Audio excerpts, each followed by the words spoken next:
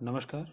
आज मैं आप लोगों को केमिकल वेपन्स यानी कि रासायनिक हथियारों के विषय में बताऊंगा और इस पर विस्तार से मैं चर्चा करूंगा। तो आइए आज हम जानें कि रासायनिक हथियार क्या होते हैं।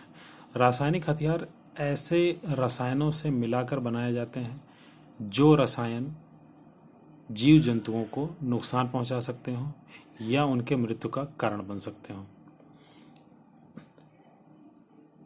Organisation for the provision of chemical weapons OPCW की जो डेफिनेशन है, जो परिभाषा है, उसके अनुसार ये भी कहा गया कि सिर्फ ऐसे रसायन ही नहीं, इन रसायनों को ढोने के लिए या इनको अपने टारगेट तक पहुंचाने के लिए ऐसे जो डिलीवरी सिस्टम है, जो हथियार हैं, जो कुछ भी वेपन इस्तेमाल होते हैं, उनको भी हम इस वेपन की श्रृंखला में, इस हथियार की श्रृंखला में, केमिकल वेपन्स में हम मान सकते हैं, उसको रख सकते हैं। और ये कहा गया कि जो केमिकल वेपन्स हैं ये वेपन ऑफ मास डिस्ट्रक्शन है, यानी बड़ी संख्या में लोगों के मृत्यु का कारण बनते हैं, इसलिए बहुत बड़ी संख्या में ये कहा गया कि वेपन ऑफ मास डिस्ट्रक्शन है, ये उसकी श्रृंखला में आते हैं। इस पे जो है केमिकल वेपन कन्वेंशन ट्रीटी भी हुई है, जिसमें ये जो है केमिकल वेपन्स के प्रचार प्रसार और उनको बनाने पर रोक लगाई गई। गद्दाफी जो गवर्नमेंट थी उसके रिजीम में सरीन और मस्टर्ड गैसेस जो है इस्तेमाल भी की गई, ये भी पाया गया। आगे हम इस श्रृंखला में देखेंगे कि जो केमिकल एजेंट्स हैं, केमिकल वेपन हैं, वो जो जिन केमिकल से मिलकर बनाए जाते हैं वो केमिकल एजेंट्स, वो कितने प्रकार के होते हैं। तो जो मिलिट्री प्लानर हमारे हैं उनके अनुसार इनकी बेसिक 4 कैटेगरी है। पहला है नर्व एजेंट जो कि तंत्रिका तंत्र कारक होते हैं। दूसरा है ब्लिस्टर एजेंट जो कि फफोला कारक होते हैं, शरीर पे आपके फफोले निकल आएंगे। तीसरा है चोकिंग एजेंट जो कि आपको सांस लेने में समस्या उत्पन्न कर सकते हैं। चौथा है ब्लड एजेंट जो कि ब्लड के थ्रू जो आपकी ऑक्सीजन सप्लाई है शरीर में उसको ये कम कर देते हैं, तो कोशिका के स्तर पर ऑक्सीजन सप्लाई आपकी कम हो जाती है। अब हम इनको एक एक करके विस्तार से देखते और समझते हैं। तो सबसे पहले है नर्व एजेंट यानी तंत्रिका तंत्र कारक। जो तत्व हैं वो क्या है, ये जो है ज़्यादातर जो केमिकल्स इस तरह के हैं वो ऑर्गेनोफॉस्फेट्स जो कंपाउंड है उस केमिकल से मिलके बनाए जाते हैं ज़्यादातर। तो ये जो नर्वस सिस्टम को, ये उसकी जो फंक्शनिंग है, उसकी जो कार्य क्षमता है, उसको ये प्रभावित करते हैं। तो अगर नर्व एजेंट को छोड़ा गया है कहीं पर किसी बैटल फील्ड में, तो वहाँ पे जो सैनिकों को उपस्थिति है उसको इनहेल करने के बाद, उसको शरीर के अंदर लेने के बाद, सांस लेने से शरीर के अंदर चला जाएगा और नर्वस सिस्टम को प्रभावित करेगा, जिससे कि आपका हाथ पैर पे नियंत्रण कम हो जाएगा, आपके निशानेबाजी का जो निशाना है वो गड़बड़ हो जाएगा। तो ये सब चीज़ें होंगी। इसमें जो सबसे पहले जो गैस बनाई गई, एजेंट बनाया गया, वो है ताबून या GA। ये जर्मनी में 1930 बनाया गया। ये पहला नर्व एजेंट था। नर्व एजेंट जनरली जो है वो इन्वायरमेंट में नहीं पाए जाते और ये नर्व एजेंट जो है वो मेनली लिक्विड फॉर्म में होते हैं, यानी कि द्रव्य फॉर्म में होते हैं, द्रव में होते हैं। इसमें जो ताबून और GA, ताबून या GA था, इसमें आगे चल के कई गैसेस बनाई गई, कई वेपन्स बनाए गए, जिसमें मुख्यतः सरीन और सोमन गैस आती है।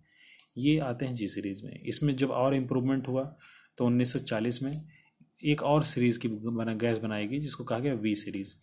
V सीरीज़ जो है ये इंग्लैंड बनाया गया गैस। अब V सीरीज़ की जो गैस थी वो G सीरीज़ से ज़्यादा इफेक्टिव थी, यानी कि ज़्यादा घातक थी। तो V सीरीज़ की गैसेस बहुत घातक मानी गई। और केमिकल वेपन कन्वेंशन जो ट्रीटी हुई उसमें जो है यूनाइटेड स्टेट और रसिया दोनों ने जो साइन किया, उसमें सबसे ज़्यादा हथियार इन्हीं के पास थे। तो इन लोगों ने अपने जो भंडारण है उसको कम करने के लिए इस पर साइन किए। नर्व एजेंट का जो इस्तेमाल है वो हम देखेंगे कि 29 और 30 अगस्त 2013 को सीरियन गवर्नमेंट द्वारा यूज़ किया गया और इसमें जो है अपोजिशन फोर्सेस के अगेंस्ट। इसके अलावा जो है वो ईरान इराक वार में 1980 से 88 के बीच दिखाई पड़ता है। और 1995 में एक जापान में एक केस मिलता है जिसमें से एक सनकी था जिसने जो है एक सबवे में नर्व गैस का इस्तेमाल किया था, जिससे कि काफ़ी लोग घायल हुए थे और कुछ लोग मर भी गए थे। इसका प्रभाव हम देखेंगे, इफेक्ट प्रभाव क्या होता है। प्रभाव जो है ये लंग्स और स्किन ये दोनों कांटेक्ट में आते हैं, जिसके थ्रू क्या होता है कि हमारी जो नर्वस सिस्टम है वो प्रभावित होता है। तंत्रिका तंत्र, तंत्रिका तंत्र का प्रभाव ये कहा गया कि जिसमें कि जो मसल्स होती हैं, हमारी कोशिकाएं और हमारे जो मसल्स हैं वो हमारी वीक हो जाती हैं और हम अपना कंट्रोल जो है अपने शरीर से खो बैठते हैं। साथ में भी कहा गया कि इसमें जो देखा गया कि नर्व एजेंट का जो इस्तेमाल है, अगर इसको हम बहुत समय रहते इसका ट्रीटमेंट ना स्टार्ट कर दें, इसका उपचार ना कर दें, तो ये जो है इरिवर्सिबल हो जाता है। यानी कि जो व्यक्ति पैरालाइज होगा वो आप उसको दोबारा ठीक नहीं कर पाएंगे अगर ज़्यादा समय बीत जाए तो इस प्रकार से बहुत ही घातक एक एजेंट है, ये केमिकल है और केमिकल वेपन। दूसरा हम देखेंगे कि ब्लिस्टर एजेंट। ब्लिस्टर एजेंट हमने बताया कि ये फफोला कारक होते हैं। अब ये आपकी स्किन, त्वचा कहीं खुली रह गई, आंखें खुली रह गई, या आपने सांस ले लिया तो आपके सांस नली में और फेफड़े में इस तरह के ये जो है फफोले बना सकते हैं। इसके अलावा जो आपकी स्किन खुली रहेगी वो टच में आएगी, वहाँ से एब्जॉर्ब होकर वो फफोले बना सकते हैं। लेकिन इसमें जो मरने वालों की संख्या है वो लेस देन 5%, लेस देन 5%। ये क्या होता है कि ये मस्टर्ड गैस इसमें मुख्य मुख्य तौर से आती है ब्लिस्टर एजेंट के रूप में। मस्टर्ड गैस का नाम मस्टर्ड गैस इसलिए रखा गया क्योंकि इसकी जो महक होती है वो कहीं ना कहीं मस्टर्ड की तरीके से होती है, और उसका जो कलर होता है वो येलो होता है।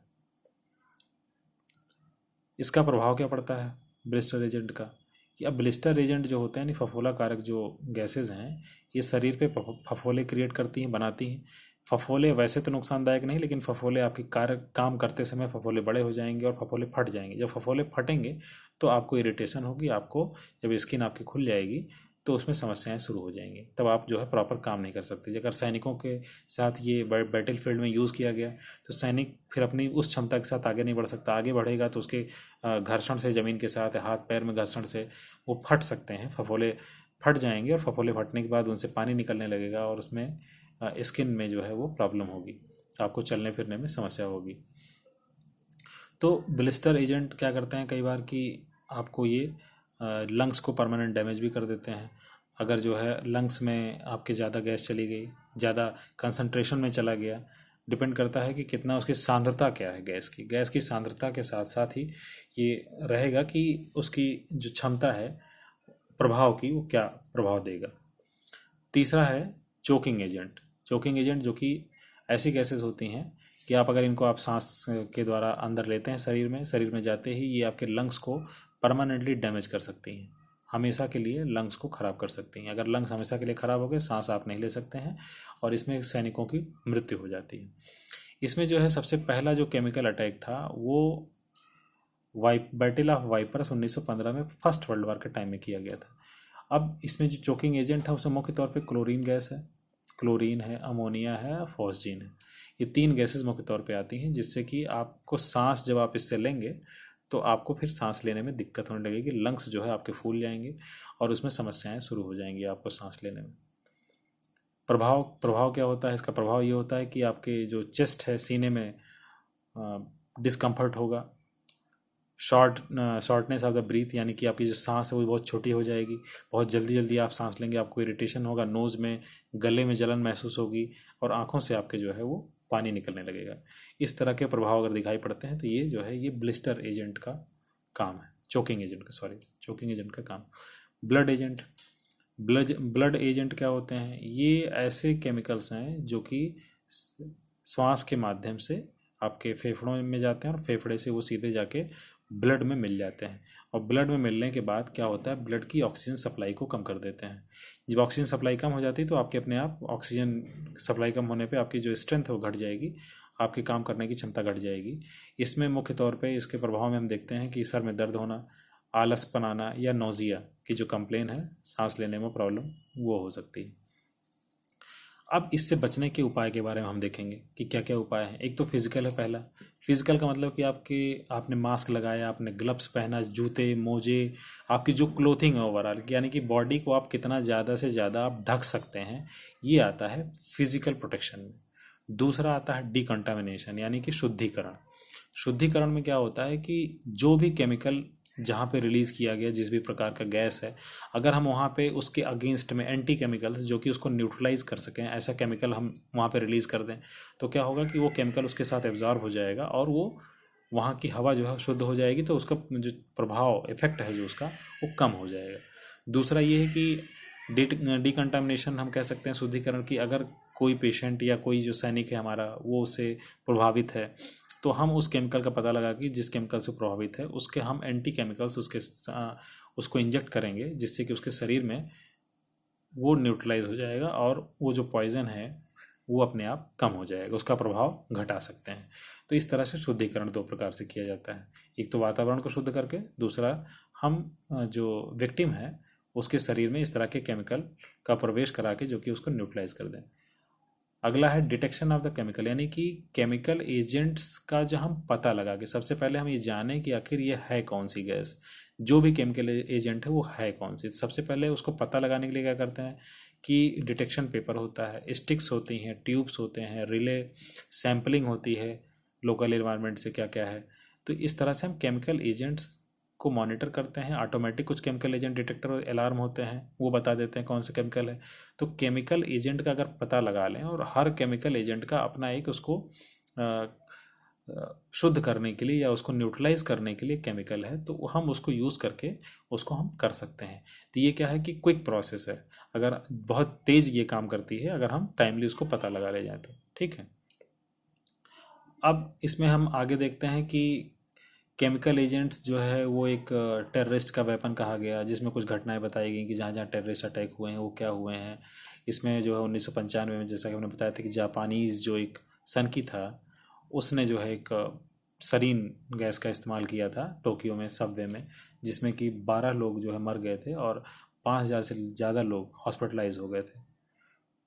डायरेक्टर ऑफ नेशनल इंटेलिजेंस 2006-7 की रिपोर्ट के अनुसार जो है इराक में वो केमिकल वेपन्स का इस्तेमाल किया गया था। आगे हम देखेंगे कि इसमें केमिकल वेपन्स ट्रीटी हुई, जिसमें कि बहुत से जो है वो गैसेस पे रोक लगाई गई। यूनाइटेड नेशन कॉन्फ्रेंसेस में हुआ कि उसमें chemical weapon facility, anti terrorist standard ये बनाया गया। 113वीं जो कांग्रेस थी उसने कहा गया कि जो है उसको री ऑथराइजेशन उसको प्रोवाइड किया गया। और इस तरह से हम ये देखेंगे कि केमिकल वेपन्स किस तरह से घातक हैं और उन्हें हम उसके उपचार किस तरह से कर सकते हैं। और ये अगर आतंकवादियों के हाथ लग जाता है, तो चूंकि आतंकवादियों के ज़्यादातर जो टारगेट होता है वो जनता होती है, तो जनता पे या किसी शहर में, किसी पॉपुलेटेड एरिया में इस तरह का एक्सप्लोजन करके केमिकल वेपन्स का वो ज़्यादा से ज़्यादा लोगों को नुकसान पहुंचा सकते हैं, जो कि शायद एक नॉर्मल जो बम ब्लास्ट है, बम है, उससे बड़ा हो सकता है। इसलिए भी ये घातक है क्योंकि इसको कहा भी गया कि भाई वेपन ऑफ मास डिस्ट्रक्शन है, तो ज़्यादा से ज़्यादा जो जनता है उसको प्रभावित ये कर सकता है। धन्यवाद।